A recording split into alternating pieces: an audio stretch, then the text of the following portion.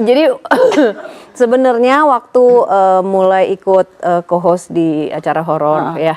Jadi nggak tahu kenapa aku itu mendatangi lokasi-lokasi yang selalu ada koneksinya. Jadi menjadi perjalanan aku untuk akhirnya bisa menerima apa yang aku punya.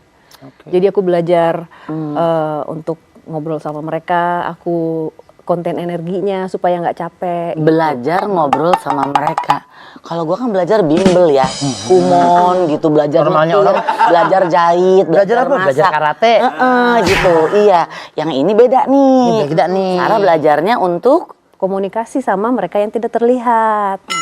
Supaya kita punya kontrol, kalau enggak nanti mereka maunya menguasai.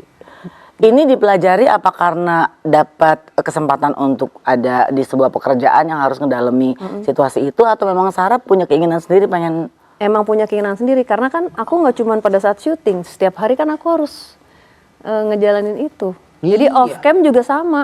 Kalau di kamar tiba-tiba ada yang masuk, ada yang itu buku di rak buku aku bisa terbuang sendiri.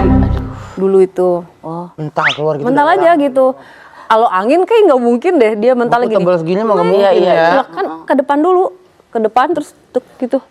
Oh, ya bukan mental begini. Apa, Bu? Enggak, takut hujan. Kan di dalam. Ya enggak, bocor Bu. Ya betul. Apa yang ditakutin? Iya betul. Iya, benar. Sar, kan orang tuh justru menghindari capek tanda kutip ya. Ya nggak sih? To be honest, di keluargaku ada tante aku yang punya kemampuan seperti itu. Jadi dari kecil tuh kita juga kadang suka diginiin, jangan di situ. Bet ke ibu aku, Mama Betty, bet lo jangan di situ. Jadi aku pun juga terbiasa, di tanteku, di keluargaku juga ada yang kayak gitu.